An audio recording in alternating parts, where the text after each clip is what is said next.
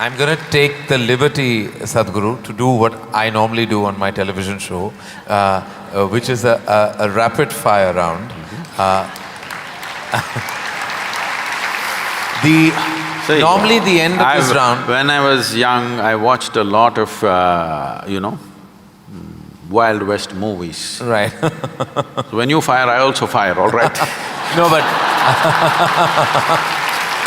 no, I promise you, this is not that kind of… You're not in my line of fire at all. I will not take the liberty of being that person. These are just quick questions which when I ask for one word, you have to stick to that.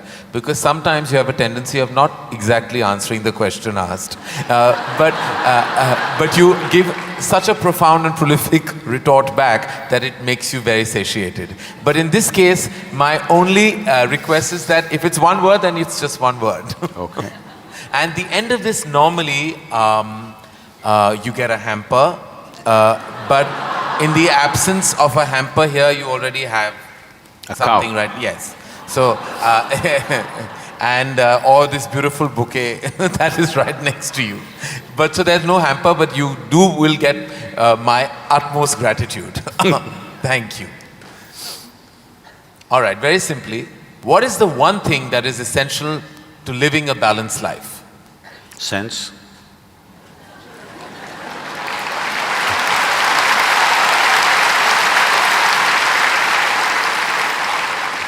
What is the one thing we must absolutely do away with in order to lead a balanced life? Senselessness. Yes. All right. I thought that was coming. First thing that comes to your mind when I say the following. The first thing, organized religion. Madness. Marriage. Cohabitation. Competition. Stupid.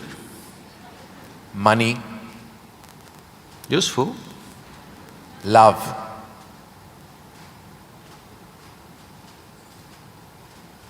Can I say a sentence? Yes. I will allow that. Most beautiful, but unfortunately crippling for most people. If I can little elaborate that, see, if something unpleasant cripples you, something nasty cripples you, it's acceptable. When something beautiful cripples you, it's a true disaster.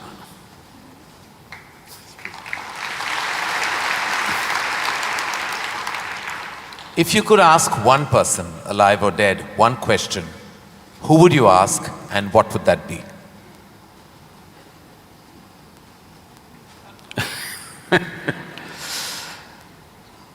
I really sorted out all my questions because I did not spend time educating myself or doing anything. I spent my entire life sorting out every damn question I had. I've kind of run out of questions. And you certainly have not run out of any answers and you never will. Best advice you have ever received? Nothing. Never? No. I never sought, nor did I receive. I made myself in such a way I'm incapable either of seeking advice or giving advice.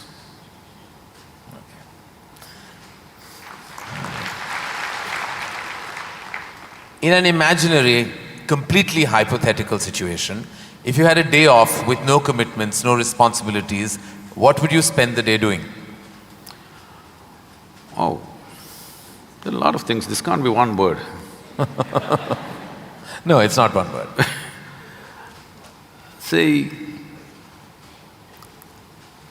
I have an indiscriminate sense of passion towards everything.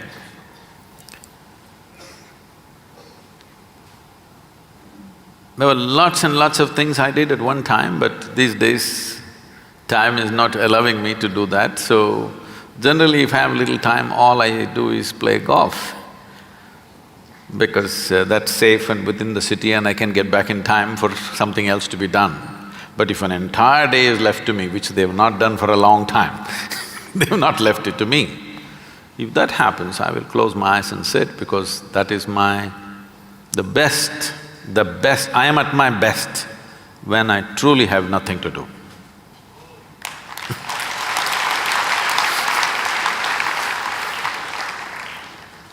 What is one thing you'd like people to remember about you at the end of your life? They must live so wonderfully that they don't even remember me.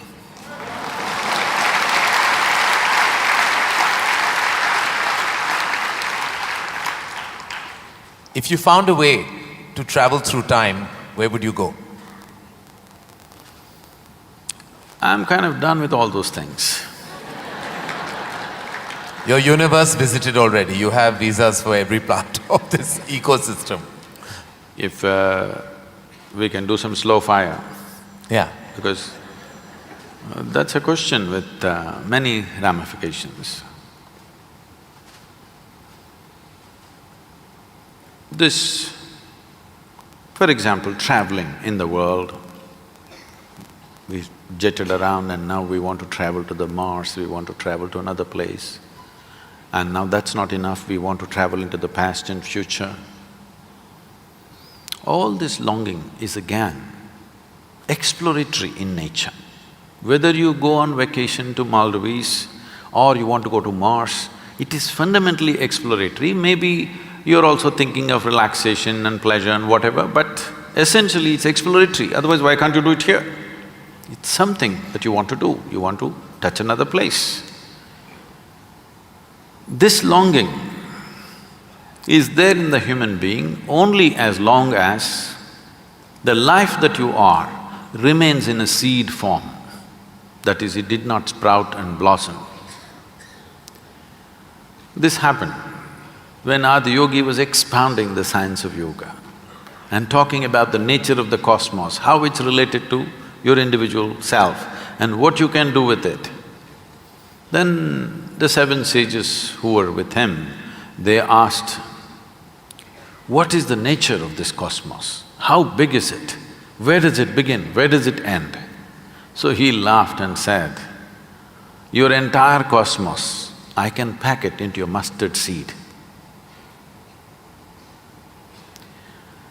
Because your ideas of time and space are essentially because you're living within the framework of your intellect.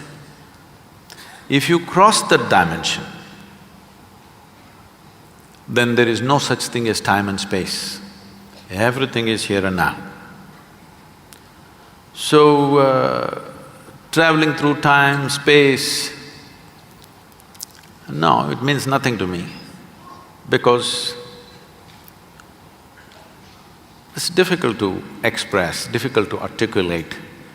If I sound little… I have a reputation of being very logical, but if I sound illogical or silly to you, you can blame it on my jet lag. I just come from United States after 6 weeks, so you can say maybe he was jet lagged, that's why Sadhguru is saying something silly. But I'm fine. I'm saying this because you can't fit the universe into your silly little logic. Today's human being is too overly enamored with their own logic that they're missing the entire life. The gamut of phenomena that's happening in the existence is missed because the only way you can accept anything is it has to fit in to the square hole of your logic. Anything that doesn't fit into your logic, you will reject. In this, you rejected the entire cosmos. In this, you have rejected the magic of life. You have become a slave of logic and completely missing the magic of life. So, this time, space, all this stuff is because intellectually you're trying to dissect the universe and try to understand this. Tell me, if you sit here, suppose you're very joyful, do you see, you will not know how the day passed off. And if you're depressed, do you see the day won't pass?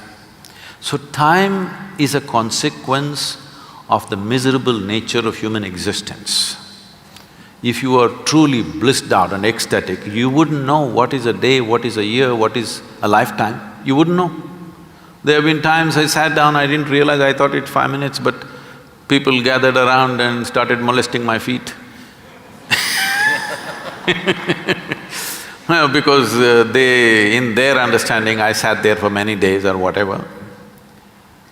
This idea of time and space is a very convoluted idea simply because people are stuck in the framework of their logic.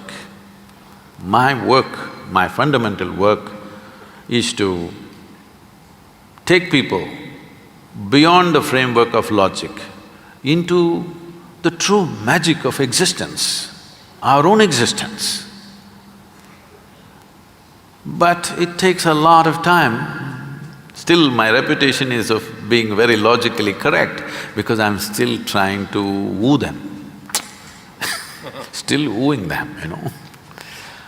For the real thing to happen, they will take a long time, unfortunately, because they have become such slaves of their logic.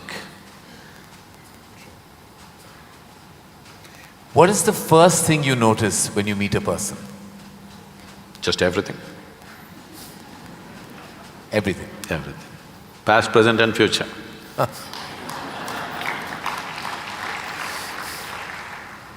Is it more important to do what you love or love what you're doing? One word or more? The choice is entirely yours. See, if you are an intelligent person, you will try to do what you love most.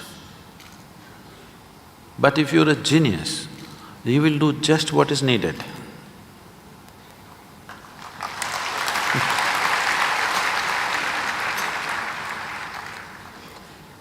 If you could be invisible for a day, what would you do?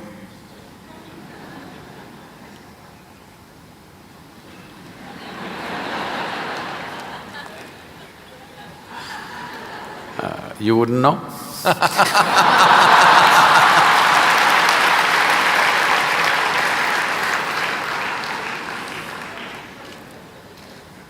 With due respect, what is your biggest weakness? Biggest? What is your biggest weakness? See, what normally people treat as weakness in their lives. Okay, let me give a normal answer. Why? Why am I going into all this? Already you said I'm what? What is the word? Sashayed.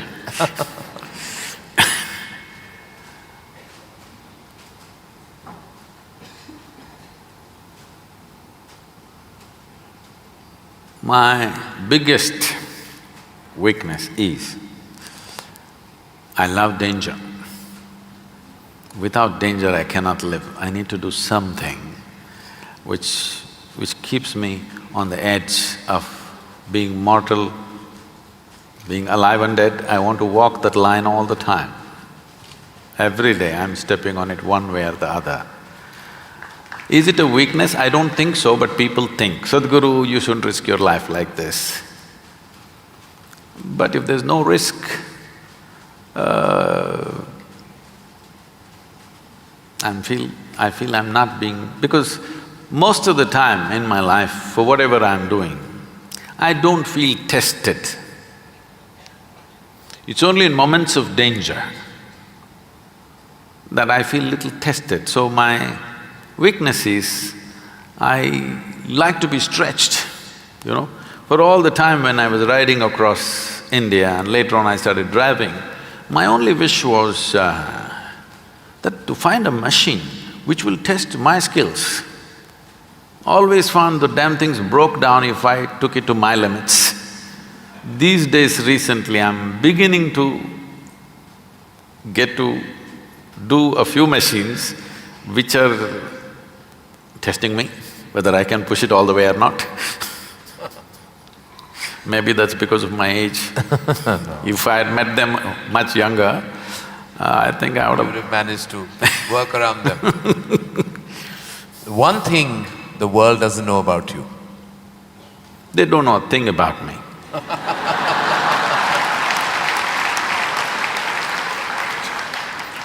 That's a fact. And the one thing you wish you could change about yourself? Oh, I never looked at that. I could speak Hindi. No, I'm sorry, Marathi.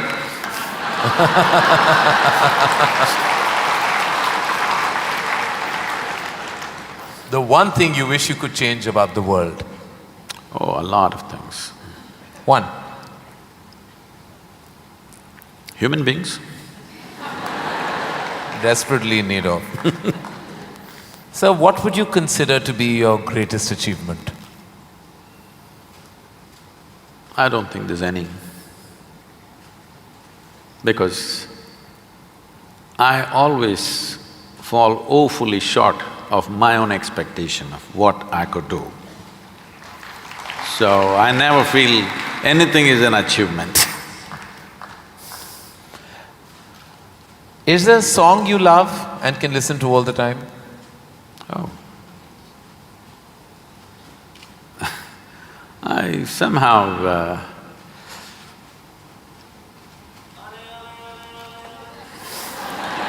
nah. Probably because this